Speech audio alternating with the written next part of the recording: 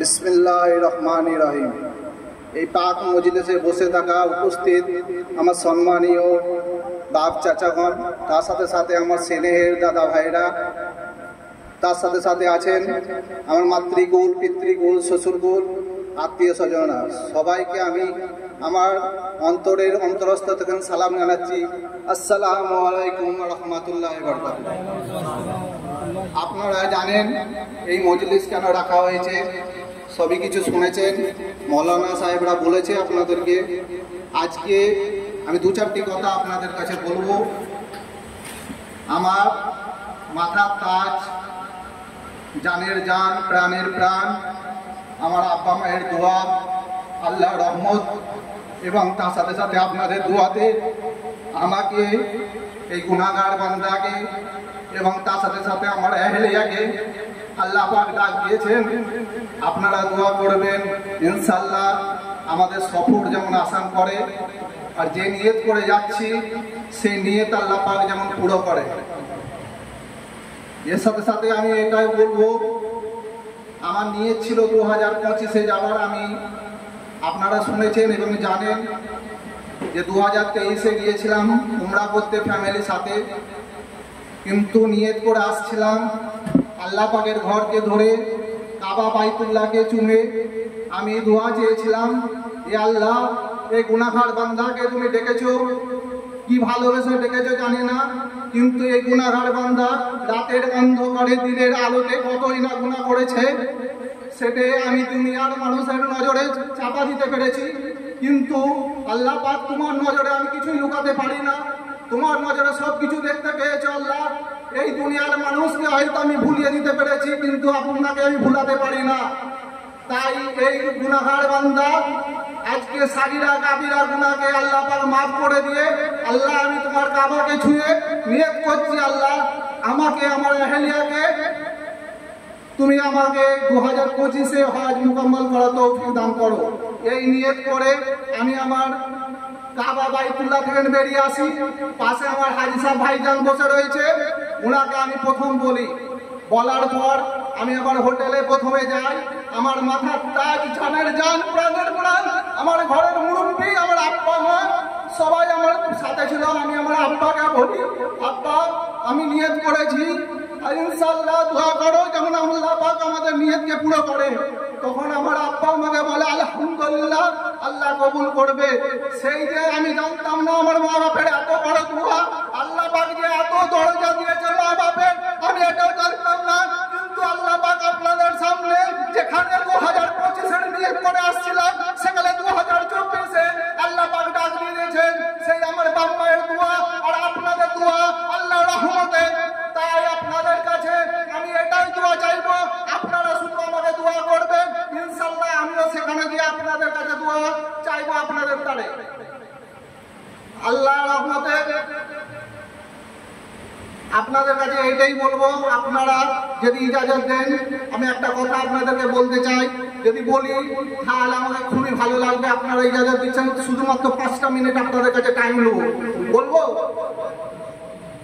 আপনাদের কাছে আজকে আমি একটাই আবদার করব, দিলে হাত রেখে আপনারা নিয়ত করুন যে ইনশাআল্লাহ আল্লাহ তুমি আমাদের সাগীরা কাবীরাকে গুনাহকে মাফ করে দিয়ে দুনিয়া থেকে রুখসাত হওয়ার আগে কাবা বাইতুল্লাহকে আল্লাহর প্যারে হাবিব রাসূলুল্লাহ সাল্লাল্লাহু আলাইহি ওয়াসাল্লামের গুম্বদে খাজরাকে দেখার এবং চুমার তৌফিক আদা করো।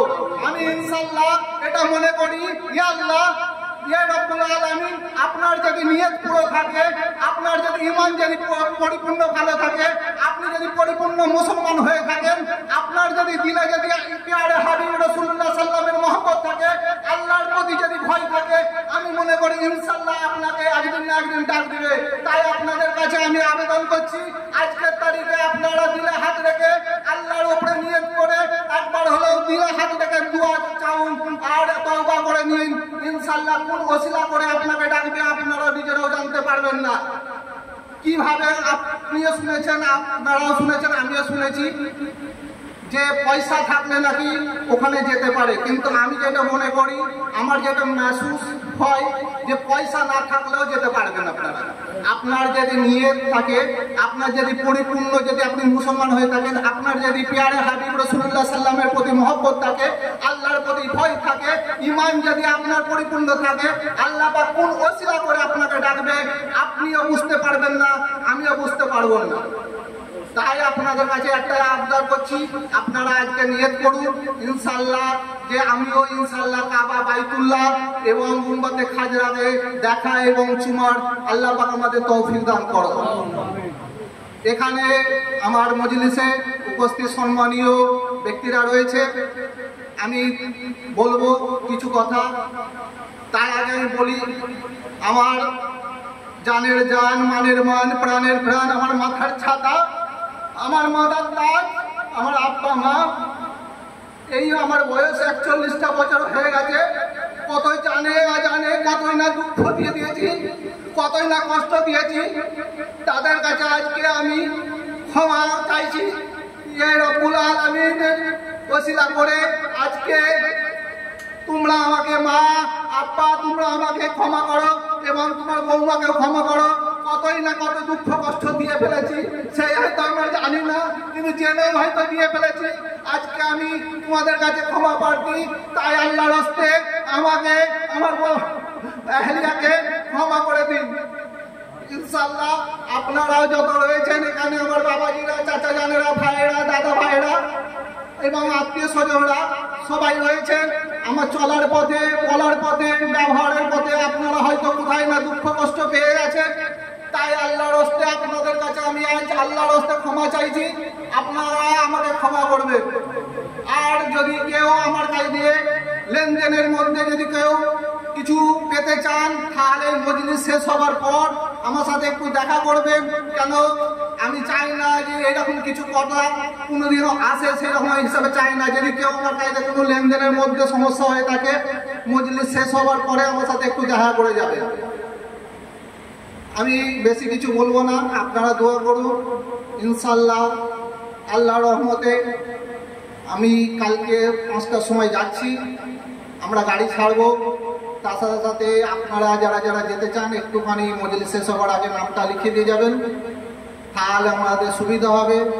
গাড়িটা সেই হিসাবে বুক করা হবে, সেই হিসাবে যাওয়া হবে। আর যারা ফিরতে চাইবেন তারা ব্যাকেতে আসতে পারবেন রাতের বেলা, ওখান থেকে হয়ে চলে আসতে পারবেন। আর যারা থাকবেন ওখানে থাকতে পারবেন, অসুবিধা নাই। তাই আপনাদের কাছে কিছু কথা আমার বলার ছিল, বলে আমি আমার কথাকে শেষ করব।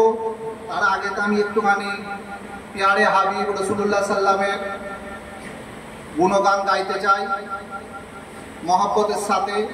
যদি আপনারা রাসূলুল্লাহ সাল্লামকে, পিয়ারে হাবিবকে যদি ভালোবেসে থাকেন, যদি এই মহব্বত আপনাদের বুকের মধ্যে থাকে, তাহলে যে নাচটা করবো, নাচটার মধ্যে অনেক বড় মিনিংস আছে। আপনাদের দিলেই একবার হলো কমসে কম রাসূলুল্লাহ সাল্লামের ইয়াদকে ধারকাবে। তো আপনারা মিনিংসটাকে একটুখানি ভালো করে বোঝার চেষ্টা করবেন। আমি পুরোটা মুখস্থ করতে পারি না, হয়তো একটু দেখেই করব, তো আপনারা একটুখানি মনোযোগ দিয়ে শুনবেন। मुझ गुनाहगार सा इंसान मदीने में रहे, मुझ गुनाहगार सा इंसान मदीने में रहे, बन के सरकार की मेहमान मदीने में रहे। मुझ गुनाहगार सा इंसान मदीने में रहे, बन के सरकार की मेहमान मदीने में रहे। याद आती है मुझे अहले मदीना की ये बात, याद आती है मुझे अहले मदीना की ये बात। जिंदा रहना है तू इंसान मदीने में रहे, जिंदा रहना है तू इंसान मदीने में रहे। कुछ ऐसा तस्वीर में समा जाए मदीना, कुछ ऐसा तस्वीर में समा जाए मदीना, कुछ ऐसा तस्वीर में समा जाए मदीना। देखूं मैं जिधर नजर आए मदीना, देखूं मैं जिधर नजर आए मदीना। खुल जाएगी एक पल में बीमार की आंखें, खुल जाएगी एक पल में बीमार की आंखें।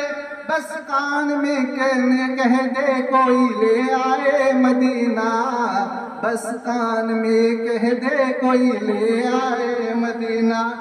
आका मेरे आका, आका मेरे आका, आका मेरे आका, मुझे तैया में बुला लो, मुझे तैया में बुला लो, सोने नहीं देती है तमन्नाए मदीना, सोने नहीं देती है तमन्नाए मदीना। देख लूं तो गुंबदे खजरा, देख लूं तो गुंबदे खजरा, तो खड़कना दिल का याद आता, याद आता, याद आता है मुझे रोज मदीना, है मुझे रोज मदीना, याद आता, याद आता है मुझे रोज मदीना। अस्सलाम वालेकुम।